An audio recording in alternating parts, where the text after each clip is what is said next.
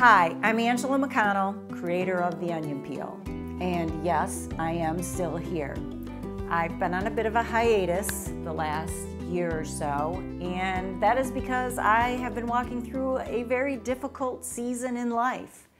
Just when you think that you've had all your struggles, you've learned everything that you need to learn, God comes along and stretches you even more. But the good news is I feel like now that I have gone through this period, I have even more that hopefully I can share and testify to on The Onion Peel. Normally, I'd put all this in a podcast, but I thought today I'd do something a little different and share with you something that I had written a few weeks ago.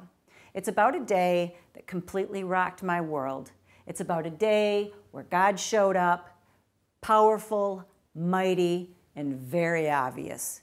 And it was a day that reminded me that hope is always there, no matter how bleak it is. And at the end of it all, you just have to make a choice to stand in the hope that is given. So here is Red Doors.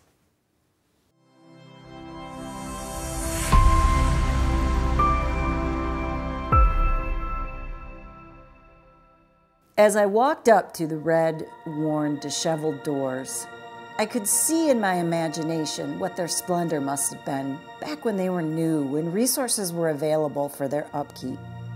As I reached for the handle and gave it a pull, I realized immediately that the door was weighty and slightly jammed.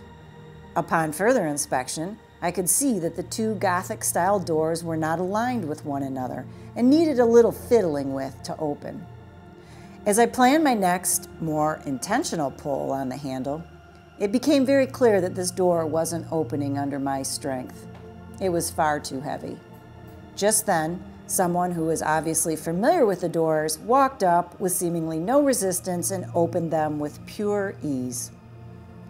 As I entered the sanctuary, I was overcome with its dampness and a smell like that of old tattered shoes.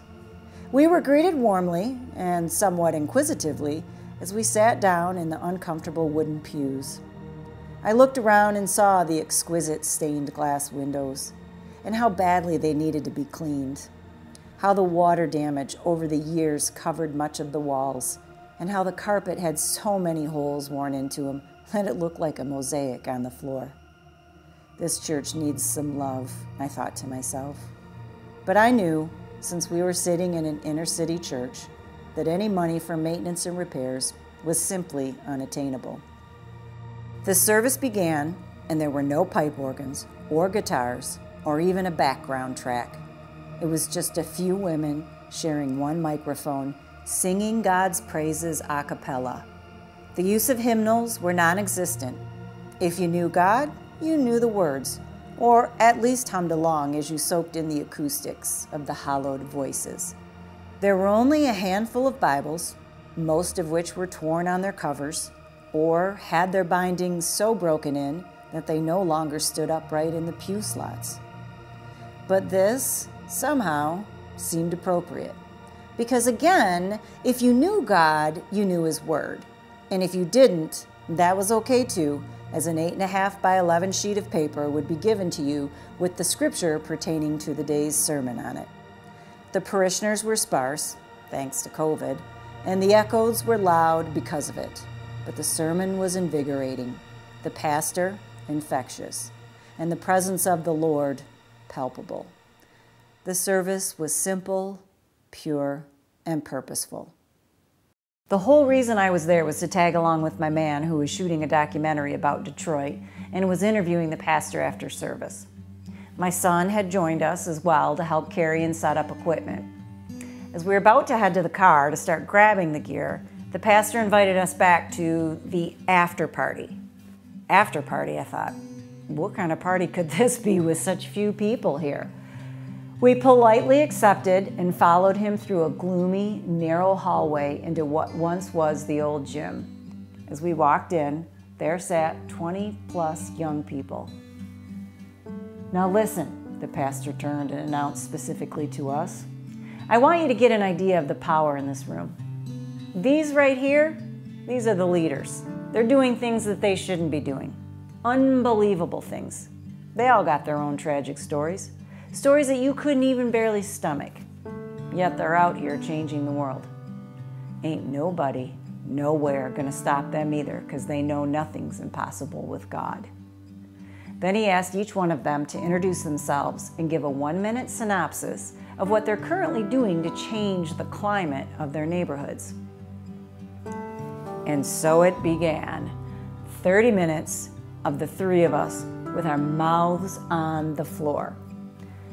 They were real estate agents, financial investors, social workers, clothing line designers, food and beverage owners, radio hosts, mental health advocates, graphic designers, and the list goes on. And they hadn't gone to college to acquire these skills.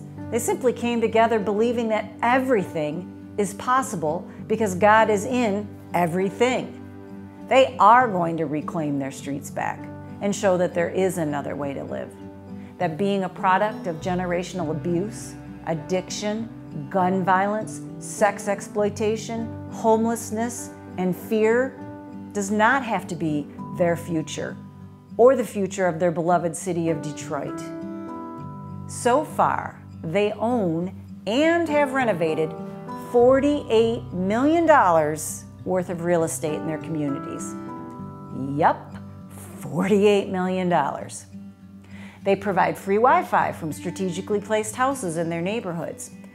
They are not only cleaning up these properties and their surrounding areas, but are also residing in them as well. They're changing the cultural attitude on the streets and are bringing hope that not only change, but also success are 100% tangible. They are organizing marches to advocate for those who need attention brought to their situations. They are fighting to get financial education classes in the schools to teach teens about money and investing for the future. They help those who have been sex trafficked to reintegrate back into society. And did I mention they're all under the age of 25? When the dissertation of greatness was done, we walked out to the parking lot in a daze, almost in a kind of shock, like we had been hit with a stun gun. We managed to falter through the interview and then packed up the cameras along with our humility and proceeded to go grab a bite to eat. When we walked into the restaurant, the three of us just sat there in silence. That rundown, dilapidated church held more passion, inspiration, and power in its inner walls than an entire megachurch congregation in the burbs. We were completely overwhelmed by what we had just experienced. It was so heavy in its goodness that we honestly didn't know what to say. It was indescribable. These kids were the manifested beauty of the holiness of God. The light they exuded was so powerful, it was blinding. And we knew that we had just witnessed a realm of heaven here on earth. But that's God's glory. It's what it looks like.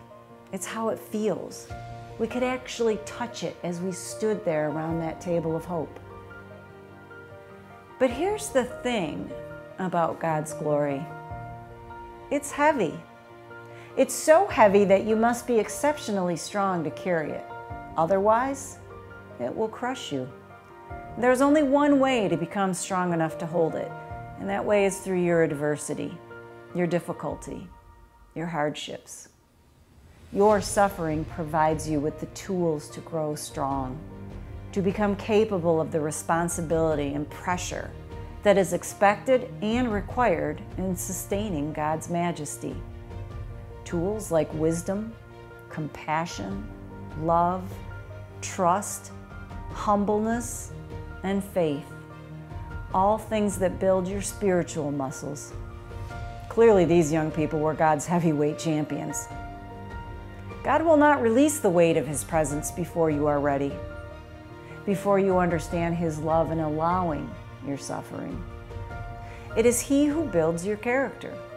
And these young people understood that, and now we're walking in the possibility of what His glory brings. Upon my return home, I was still processing the experience of the day's events. It soon became very clear to me that God was inviting me into the gym. He was showing me that, like those heavy red doors, if I wanted to be able to open them and have the strength to carry His glory, I need to allow Him to be my personal trainer.